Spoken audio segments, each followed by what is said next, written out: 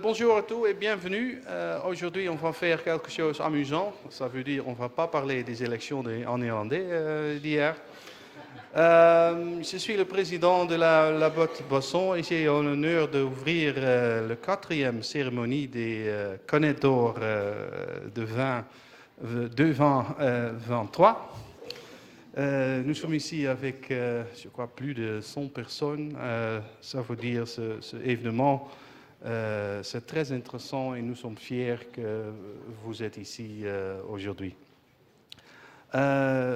Cette année, on va ouvrir aussi les inscriptions pour des pays étrangers, les pays voisins. Et c'est grâce à Metal Packaging. Sarah, merci bien pour votre soutien. Ça veut dire qu'on a aussi 2 catégories, une pour la marque des bières et une pour la marque des soft drinks. Bien sûr, je ne veux pas oublier notre partenaire CTO parce qu'ils sont depuis le début avec nous et j'espère ça rester pour l'année prochaine. Et on travaille ensemble pour cet événement et des chacanettes compte, bien sûr. Merci bien pour ça. Et aussi, nous aurons le plaisir d'avoir comme invité d'honneur M. François de Rugy. C'était l'ancien ministre de Transition écologique et l'ancien président de l'Assemblée nationale. Il va visiter nous le 2e partie de ce programme. Et le programme, je crois qu'on a eu presque 300 inscriptions des marques. C'est super. Ça veut dire l'événement se grandit chaque 2 fois, chaque année. Super. Et un grand merci pour toutes les associations qui ont donné une inscription. Et aujourd'hui, on a 14 catégories. Tu vas voir tout. Il y a aussi des petits films pour supporter. Et maintenant, je veux déléguer à Lucien la parole. Merci bien. Merci.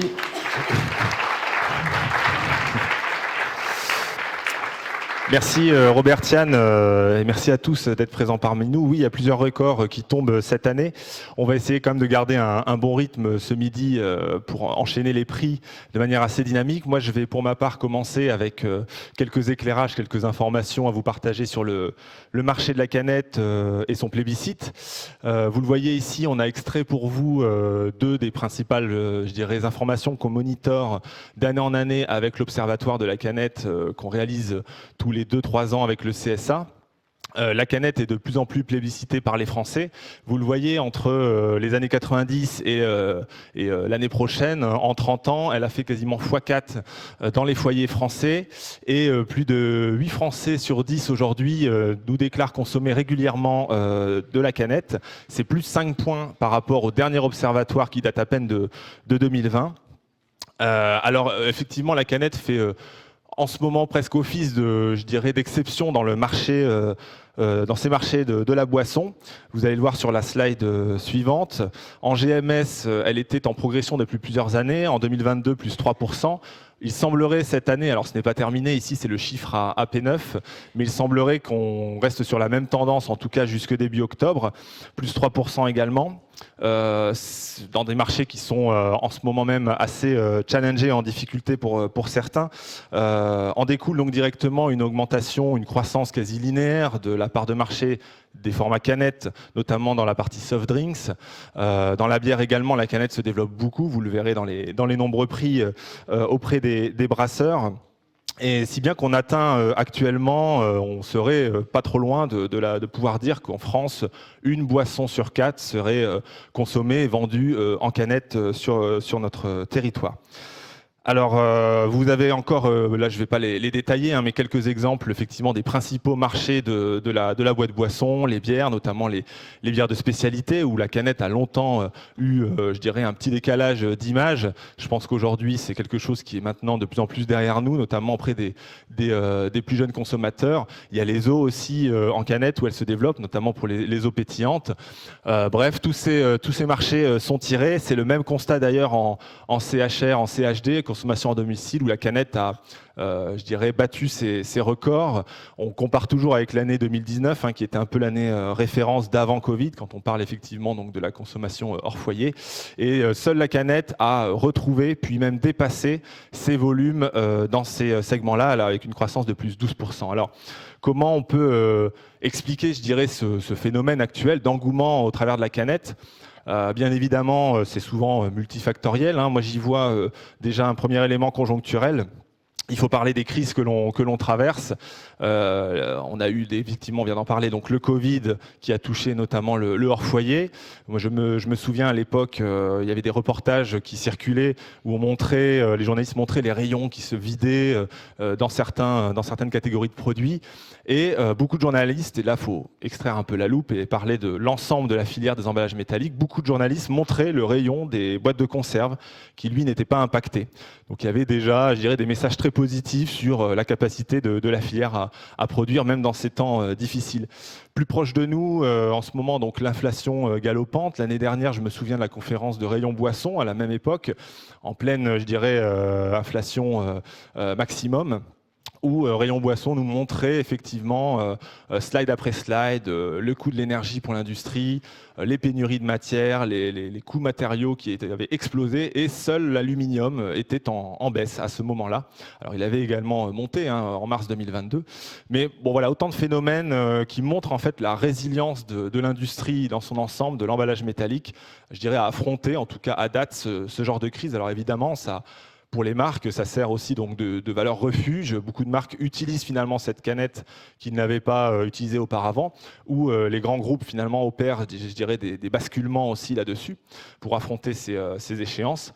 Et puis le deuxième facteur, je dirais lui plus tendanciel, plus positif, c'est nos combats, nos messages que l'on développe année après année, qui commencent, on l'a vu tout à l'heure dans l'enquête CSA, qui commencent vraiment à être à la fois utilisés comme il se doit par les marques, mais aussi, je dirais, acceptés par les consommateurs. Alors c'est évidemment un emballage première, je dirais, objectif, on a tendance à l'oublier, qui protège son contenu. Elle est incassable, elle est opaque. Je sais que c'est quelque chose de très important pour les boissons fragiles, comme les bières, mais aussi les vins maintenant.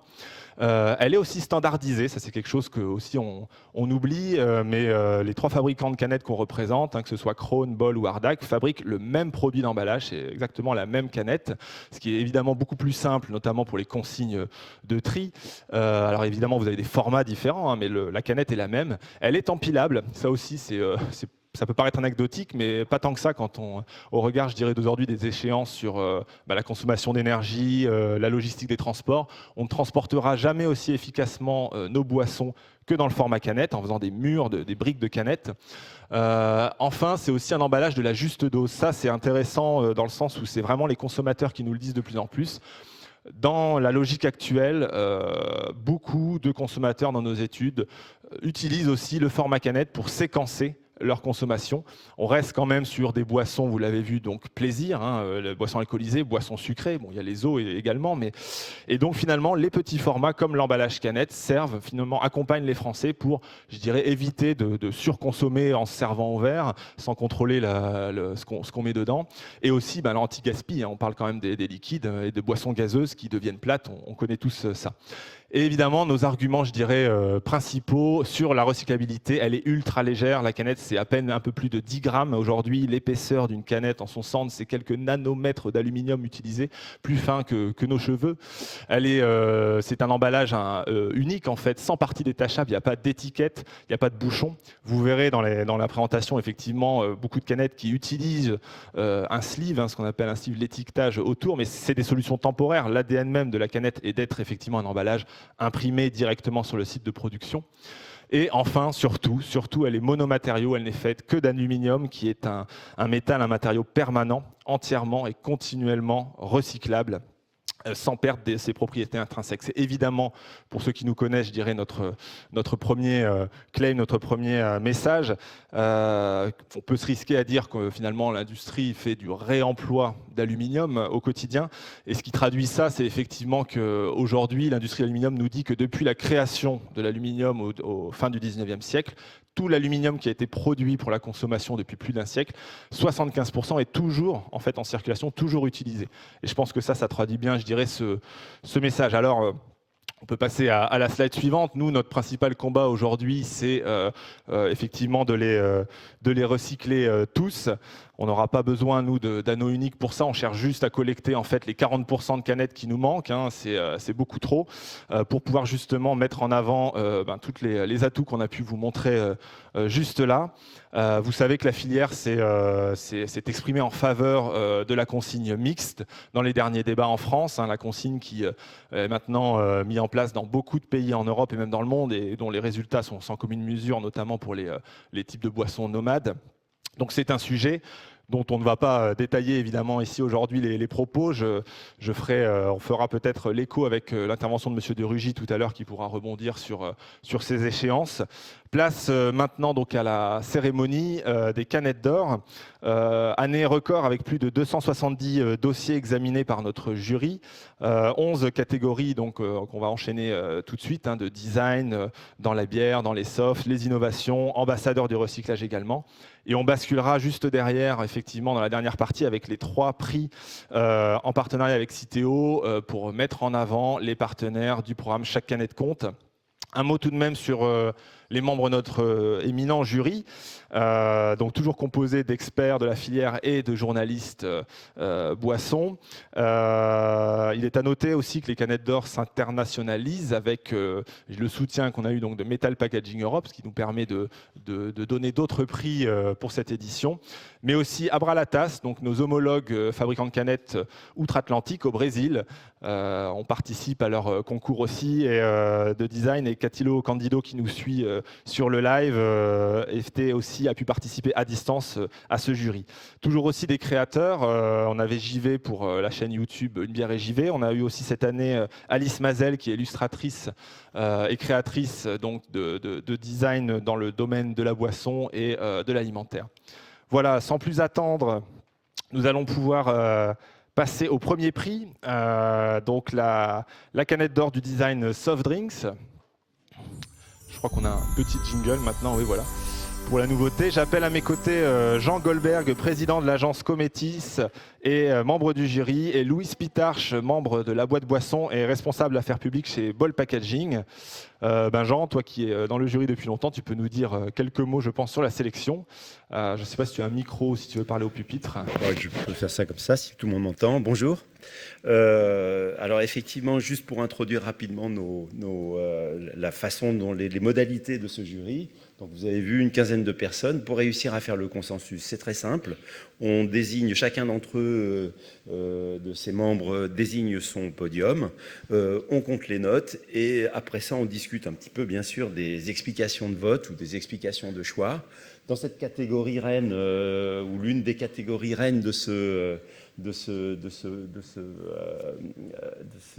jury, il s'agit bien sûr des soft drinks Landmark. Donc là, le choix cette année était particulièrement riche et on essaye de se déterminer sur l'innovation, la qualité du design. La présence de l'illustratrice nous aidait aussi à voir un petit peu les perspectives plus directement artistiques.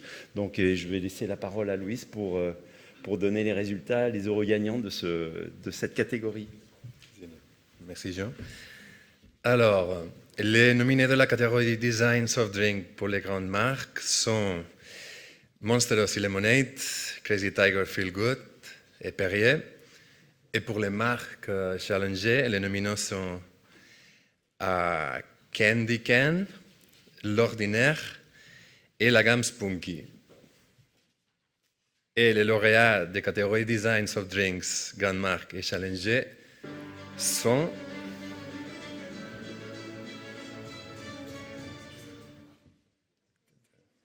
félicitations à Monster Aussi Lemonade et la gamme Spunky. Bravo, Bravo, j'appelle sur scène à nous rejoindre donc Olivier Larose, Marie Briard et Loïc Jaya pour Coca-Cola European Partners et Églantine Clément Camandone, co-gérante de Spunky.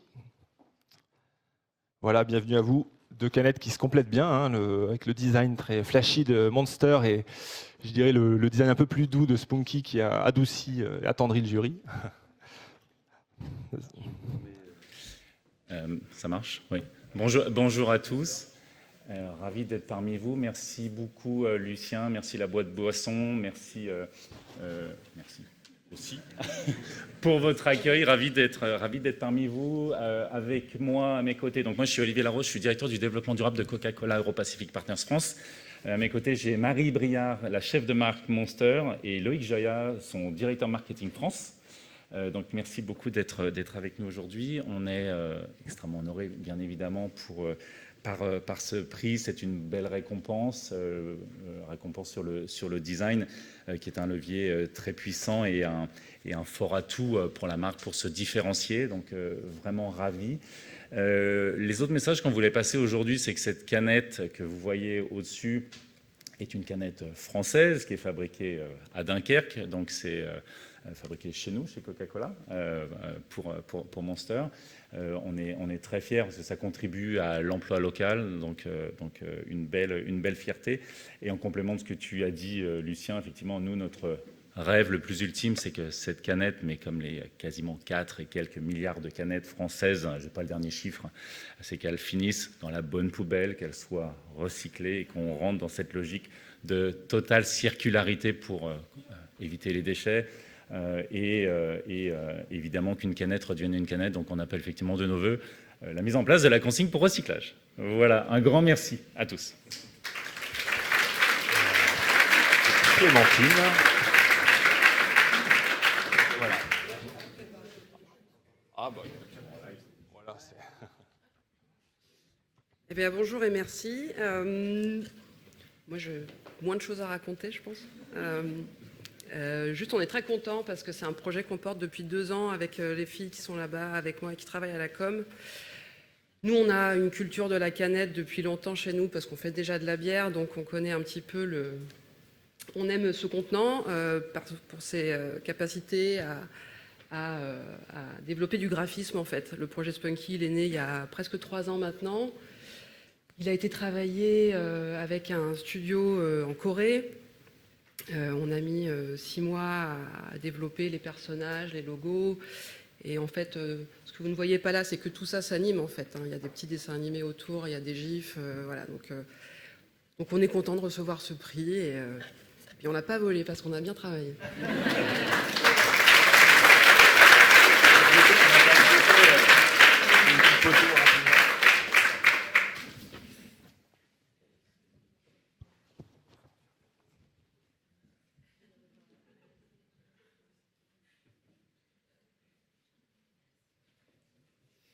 Merci à tous, merci beaucoup.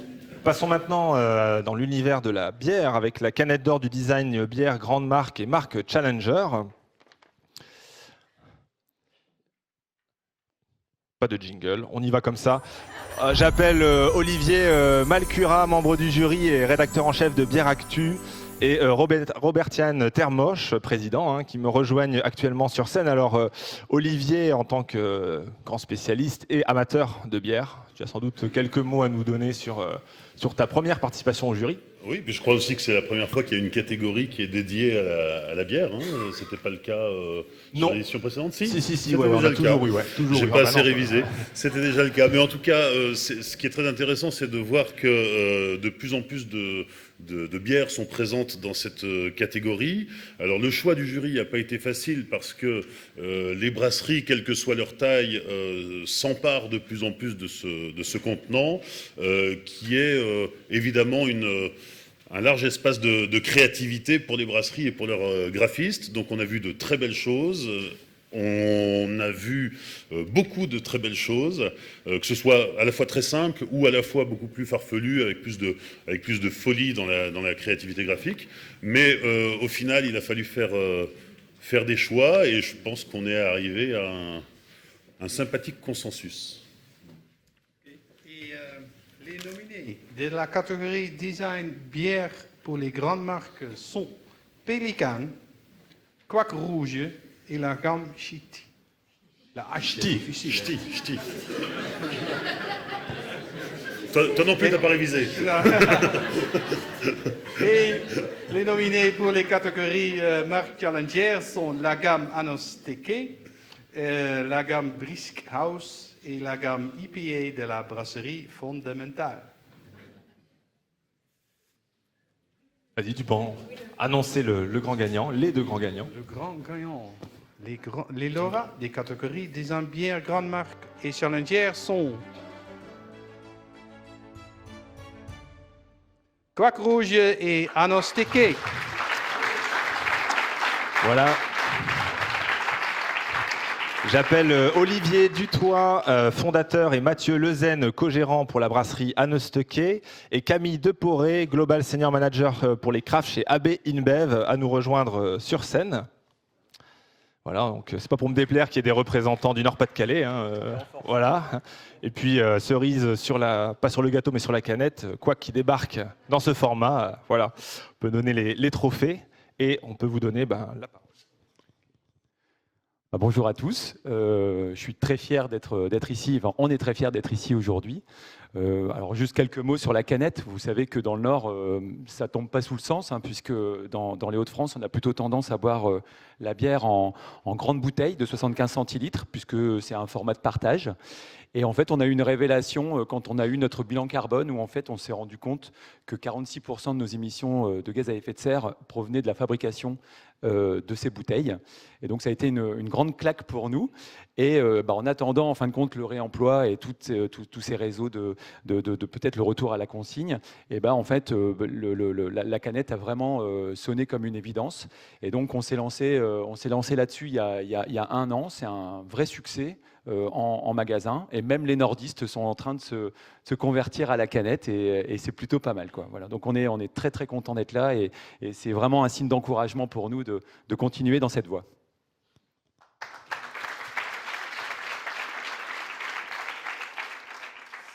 Bonjour à tous. Écoutez, d'abord, merci beaucoup pour cette belle récompense. Il faut savoir, pour ceux qui ne connaissent pas encore Quack, c'est une marque qui a été lancée en 1982 et qui est brassée dans la brasserie historique de Bostel en Belgique depuis. En 2022, la gamme s'est élargie avec le lancement de Quack Rouge et de Quack Blonde. Donc Quack Rouge, qu'est-ce que c'est? Donc c'est une bière de spécialité avec des notes de cerise et d'amande.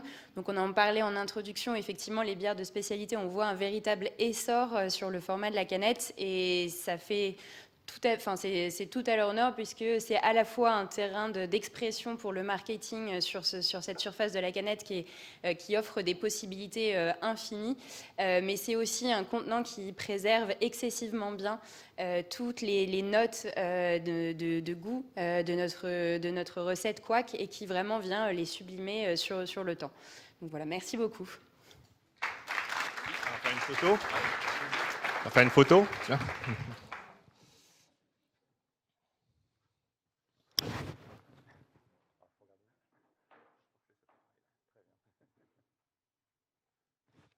Merci à vous.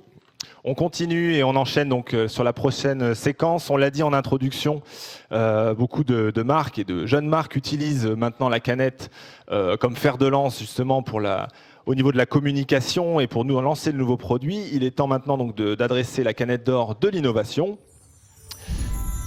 J'appelle Philippe Vanels, directeur commercial France et Italie pour Ardagh, et Chloé Gillan, coordinatrice des designs produits chez Ardagh également. Voilà, Philippe, tu peux nous dire peut-être quelques mots sur ces innos que tu connais si bien. Donc, bonjour à tous, c'est l'impression. Donc, on a plusieurs éléments à mentionner.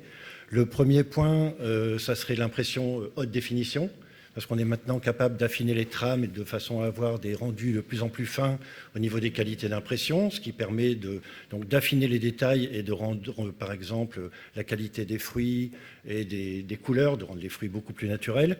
Donc ça, c'est le premier point. Le deuxième point, c'est l'impression digitale. Donc on est maintenant passé à de l'impression digitale, surtout pour les petites et moyennes séries. Donc on est là dans la quadrichromie. Et par contre, ça permet également de mixer les décors sur un même lot de production. Donc Donc là, on retrouve des éléments qui sont intéressants. Mais c'est plutôt, encore une fois, pour les petites séries, ça démarre. Et ensuite, l'élément qui manquait, c'était l'impression du couvercle. Et donc, ça y est, maintenant, on a le couvercle qui est imprimé. Vous allez le retrouver, par exemple, sur la Pélican. Et donc, ça permet maintenant de reprendre au niveau du couvercle des éléments du décor de la boîte et donc de faire vraiment une impression à 360 degrés par rapport à l'aspect visuel du produit. Donc ça, c'est quelque chose qui se développe. Ensuite, par rapport aux innovations, ce qu'on doit mentionner aussi, c'est que, donc, évidemment, tous ces nouveaux produits ne peuvent exister en canette qu'avec la présence des copackers, les emballeurs à façon. Donc là, maintenant, en France, on en avait des historiques. On en a plusieurs qui sont arrivés maintenant sur le marché. Les anciens qui ont augmenté leur capacité de production. Donc maintenant, on a un panel de remplisseurs à façon, divers et variés, avec des savoir-faire différents qui se complètent. Et donc, ça permet justement à des projets comme ça de voir le jour et de se concrétiser. Donc, du coup, les nominés pour la canette d'or de l'innovation sont Ginger Beer, la débauche, Naka Sunset et Moonlight de Naka, et Dr Feel Good de Haut-Jeu. Donc, le lauréat de la catégorie de la canette d'or de l'innovation est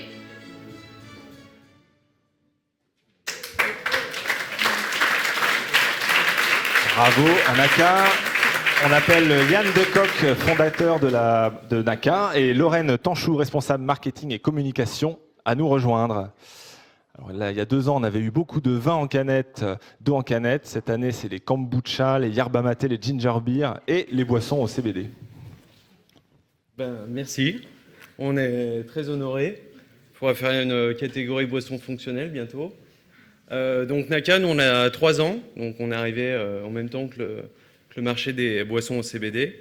Et le design a été vraiment l'élément moteur pour nous. On a voulu vraiment avoir une impression directe sur métal. Et il y a eu un gros boulot qui a été fait là-dessus. Et j'en profite pour remercier déjà Lorraine, qui, quand il y a 3 ans, je lui ai dit que je voulais avoir une œuvre d'art sur la canette. Elle n'en a pas de nez large.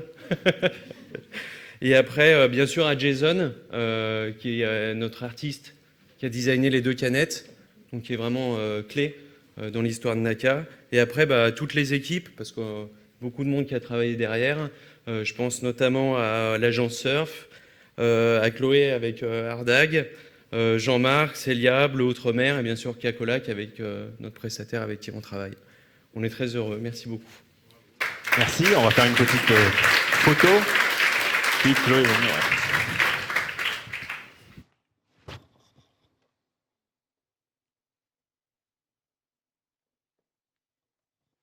Merci à vous, merci. Et oui, catégorie très excitante avec ces nouveaux produits. Quelles seront les nouvelles tendances dans 2 ans? Mais pour le moment, passons donc à la canette événementielle et communication.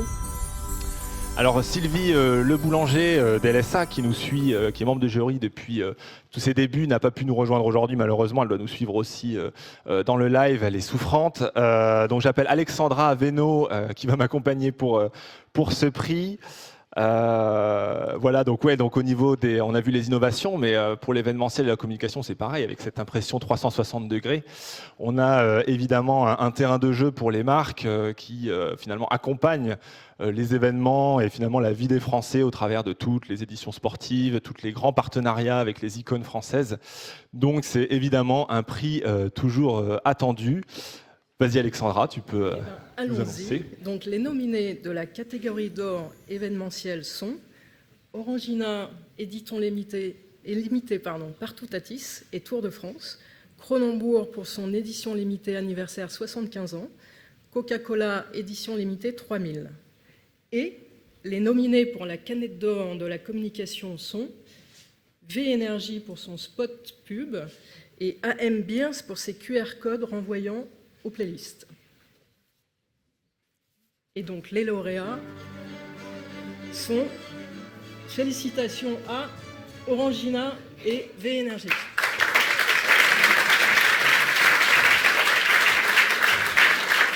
Bravo à eux. Alors, on appelle Andrea Gosso, brand manager d'Orangina chez Suntory, à nous rejoindre. Et en attendant, on peut regarder le spot de V-Energy, justement. V-Énergie présente... Hé les gars, qui veut un V-Énergie?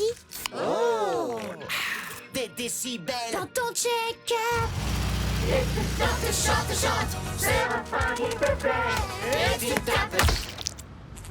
Oh, bah c'est ballot ça. V-Énergie. V-Énergie Good Vibes. Merci beaucoup. Merci beaucoup pour ces 2 prix, du coup, puisque je vais représenter V-Énergie aussi. Orangina, les éditions limitées, ça fait partie de leur ADN depuis un bon bout de temps, et encore plus avec ce magnifique prix, et aussi dans le contexte actuel voilà, qu'on connaît sur les canettes. Donc merci beaucoup, merci à tous nos partenaires, ASO, le Parc Astérix, les éditions Albert René, et à nos agences aussi qui nous accompagnent sur ces belles éditions limitées. Donc merci. Alexandra, on va faire une photo. Une petite photo finish. La photo finish comme sur le Tour de France.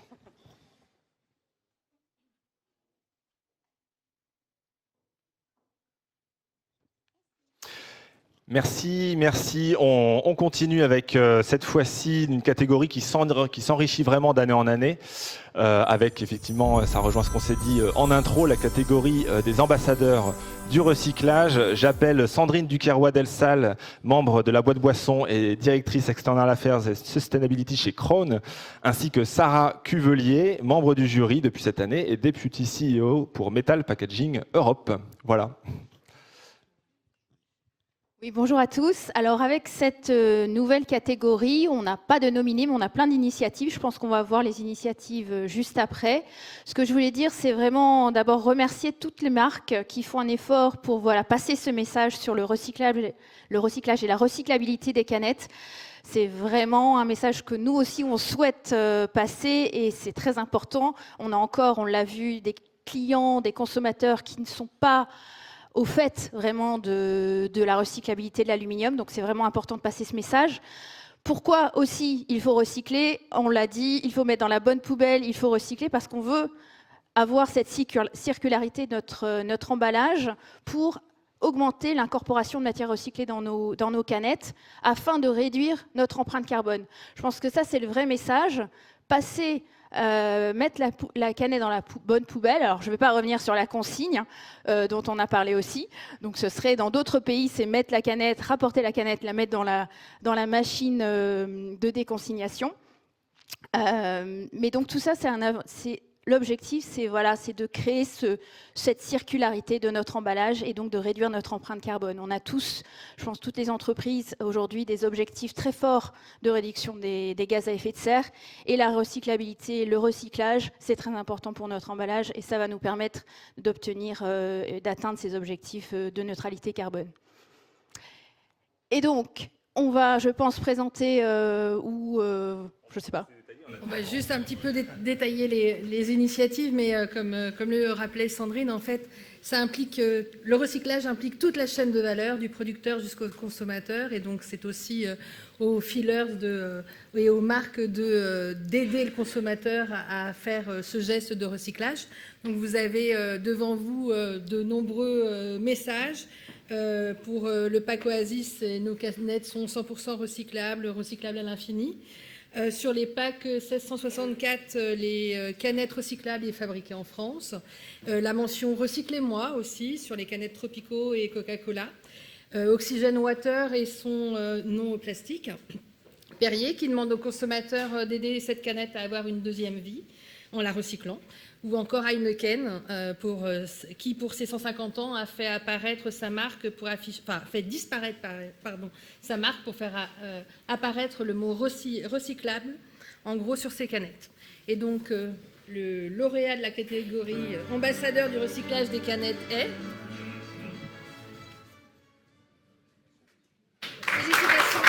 Félicitations à Heineken. Bravo à Heineken. Vont nous rejoindre sur scène donc Laetitia Pestouri en charge de la responsabilité sociétale des marques et Tiffaine Tano, Senior Brand Manager chez Heineken. Voilà, bravo à vous. Pupitre ou micro, comme vous voulez. On va essayer là. Alors merci beaucoup, on est ravis vraiment de recevoir ce prix parce qu'il récompense l'engagement qu'on veut porter avec la marque Heineken. Donc ça a vraiment été un geste fort pour nous à l'occasion de nos 150 ans de vraiment retirer notre nom de marque et on sait en tant que marketeur que c'est quand même un élément hyper important pour vraiment le mettre au service de ce message qui est fort, celui de la recyclabilité. Et en fait, il récompense aussi un engagement d'entreprise qui est beaucoup plus fort que ça. C'est exactement ce que vous venez de dire en fait. Nous, on est engagés dans un programme qui veut atteindre le zéro émission nette de carbone à horizon 2030. Et pour ça, nos packaging ont un impact très fort. C'est pourquoi on veut pousser la circularité et donc pousser au recyclage.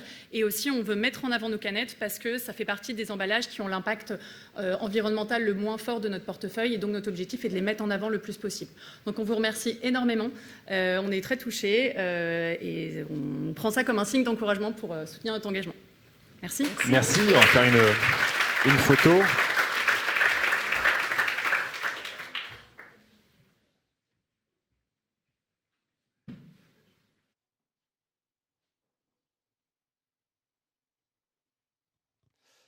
Merci à tous. Hop, on change de fiche, on continue. Place à l'une des séquences préférées de l'audience et de nos audiences, même digitales. C'est la canette d'or du public. J'appelle Coralie Roussel à mes côtés. Coralie, membre La Boîte Boisson et responsable commercial France et Benelux pour Ball Packaging. Donc sur cette catégorie un peu spécifique, c'est un vote. Vous avez tous été appelés à voter, notamment sur l'invitation que vous avez reçue. Et on fait participer aussi nos audiences, notamment nos audiences du programme Chaque Canette Compte, sur Instagram et Facebook. Record, on le disait en introduction, aussi pour cette catégorie-là, on a eu plus de 5000 votants. C'est 5 fois plus que les précédentes éditions, donc c'est vraiment une catégorie qui fonctionne très bien. Merci Lucien. Donc le jury a sélectionné plus de 20 canettes pour ce prix public. Donc si vous avez bien suivi, on va retrouver certains qui étaient nominés dans les catégories précédentes. Donc dans la catégorie soft drink, bière, également dans la catégorie événementiel, la catégorie innovation. Et donc, parmi les 5000 votes des internautes, il y a une marque qui a reçu près de 900 votes. Donc, c'est la marque gagnante. Donc, le lauréat pour le prix public est Orangina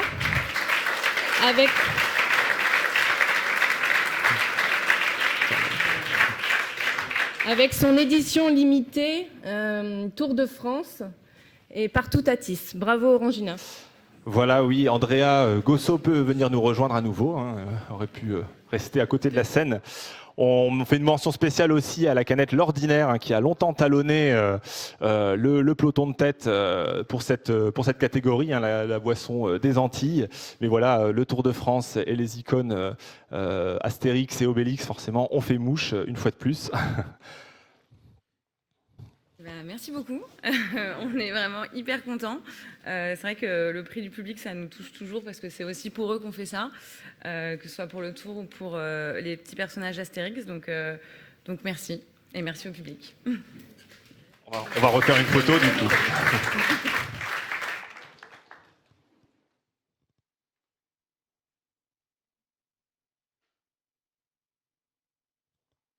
Merci à vous. Donc oui, carton plein pour Suntory, 3 prix cette année.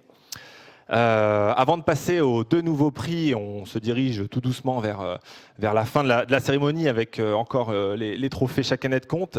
Le jury a souhaité donner un prix spécial, comme souvent à chaque édition. Donc c'est le moment des coups de cœur du jury. J'appelle Sébastien Leridon de l'agence BETC et membre du jury, aussi depuis longue date. Sébastien, tu as été sensible à une certaine canette. Exactement, donc c'était un nouveau prix, une nouvelle catégorie. En fait, un des projets avait créé et suscité une espèce d'émotion collective dans le jury. Du coup, on a décidé de le marquer, de le mettre en avant d'une manière un peu spéciale. Donc aujourd'hui, le jury a décidé d'attribuer son coup de cœur à...